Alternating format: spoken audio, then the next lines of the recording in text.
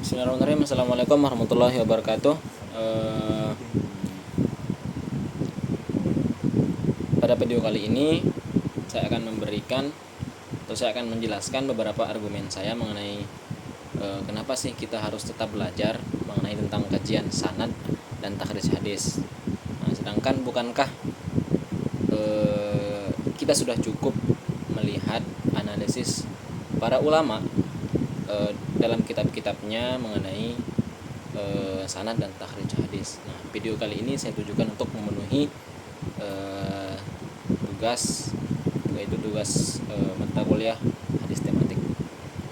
Yang pertama, secara umum ilmu itu tidak lepas dari yang namanya usul dan furu'.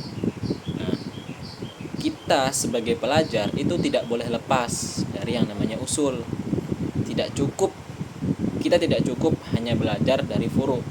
Seperti ketika kita membaca Al-Quran yang sudah memiliki harokat, yang sudah memiliki baris, oleh karena Al-Quran sudah punya harokat, maka dari itu kewajiban kita tetap, kenapa kita harus belajar ilmu nahu dan sorof? Ya, karena supaya kita mengetahui kedudukan dan susunan kalimatnya agar kita lebih paham dalam memaknai ayat Al-Quran.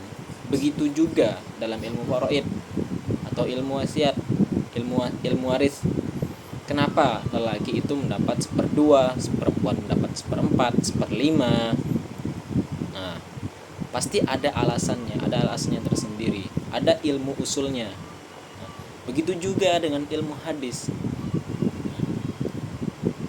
Kita bisa tahu kenapa hadis ini sahih, kenapa hadis ini dhaif. Mungkin kalau kita ingin instan, itu kita bisa lihat dalam kitab para ulama, kita bisa lihat analisis dari para ulama. Tetapi alasan atau cara atau metode para ulama dalam menganalisis hadis ini sahih, hadis ini dhaif, atau hadis ini tidak sahih itu bagaimana? Jadi kita harus mengetahui hal-hal tersebut. Yang kedua,